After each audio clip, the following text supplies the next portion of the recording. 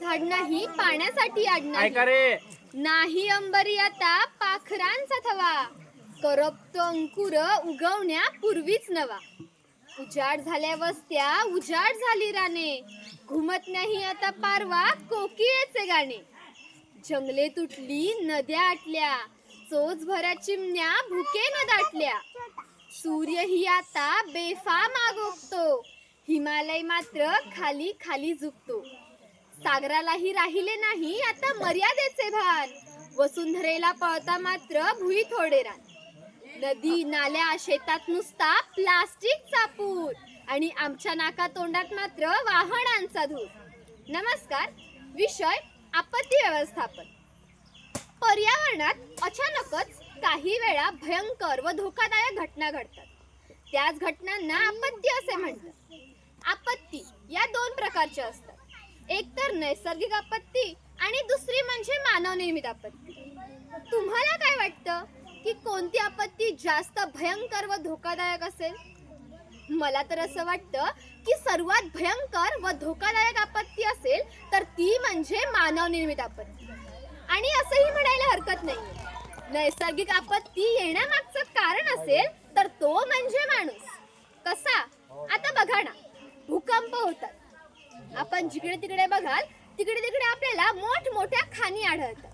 खाणी खाल्ल्यामुळे तेथील भूकवच पातळ होतं व भूकंपाचे हादरे बसतात. म्हणजे याला जबाबदार कोण? माणूसच. तसंच बघायला गेलं तर दुष्काळ. माणूस हा मोठ्या प्रमाणात वृक्षतोड करतो. वृक्षतोड झाल्यामुळे तेथील पावसाचे प्रमाणही कमी होते. पावसाचे प्रमाण कमी झाले की सर्वत्र दुष्काळ पसरतो. म्हणजे याला जबाबदार कोण? माणूसच ना. पर्यावरण हे पृथ्वीवरील सर्व सजीव सृष्टीसाठी महत्त्वाचा घटक आहे. आपण काय करतो? पर्यावरण दिन साजरा करतो. पर्यावरण दिन साजरा करायचा, मोठमोठी चर्चासत्रे काढायची व तो दिवस निघून गेला की पुन्हा जसेच्या तसे, अशी आपली मानसिकता. आपल्या मूलभूत गरजांची पूर्तता ही पूर्णपणे पर्यावरणातूनच होत असते हे माहीत असून सुद्धा आपल्याकडून पर्यावरण संरक्षणाकरिता कोणतेही प्रयत्न होताना दिसत नाहीये. का? आपल्या या पर्यावरणाची आपल्याला किंमत राहिली नाहीये का? पर्यावरणाचा ऱ्हास का होतो, त्याला आपण किती जबाबदार आहोत, याचा कधी कुणी विचार केलाय का? अहो, पर्यावरण वाचवायचं ते कुणासाठी? पर्यावरण वाचवण्याचा फायदा हा कोणाला होणार आहे? तर तो आपल्यालाच होणार आहे.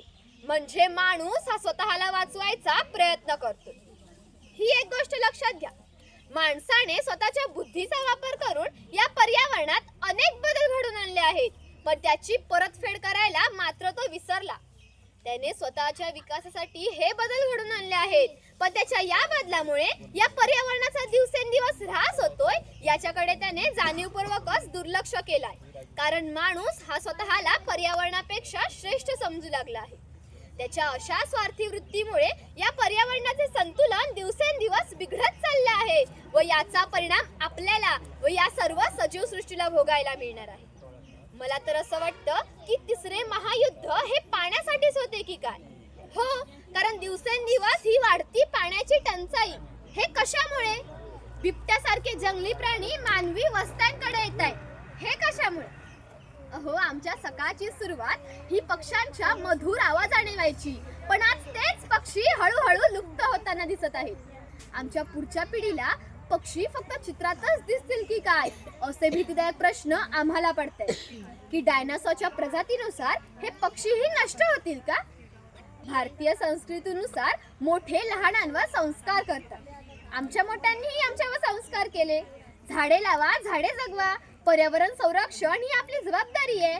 पण आज तेच मोठे जर पर्यावरणाचे संतुलन बिघडवत असतील, वृक्षतोड करत असतील, आपल्याच नकळत आपल्यावर आपत्ती ओढवून घेत असतील, त्या आपत्तींचं कारण बनत असतील, तर नेमका कोणता आदर्श आमच्या पिढीने त्यांच्याकडून घ्यावा, असा गंभीर प्रश्न माझ्या समोर उभा राहतो.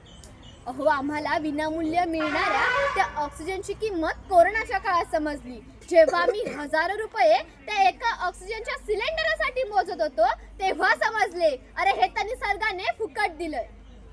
एकेकाळी असे म्हटले जायचे की आपली पृथ्वी ही हिरव्या रंगाने नटलेली होती, पण आता हे कचऱ्याचे वाढते साम्राज्य बघून असं लागेल की आपली पृथ्वी ही कचऱ्याने व प्लॅस्टिकच्या पिशव्यांनी नटलेली आहे. हे कचऱ्याचे साम्राज्य असंच वाढत गेलं तर कोरोनापेक्षाही महाभयंकर रोगांचा आपल्याला सामना करावा लागणार. अहो, दिवाळी हा सण दिव्यांचा सण मानला जायचा, पण कुठून आले हे फटाके?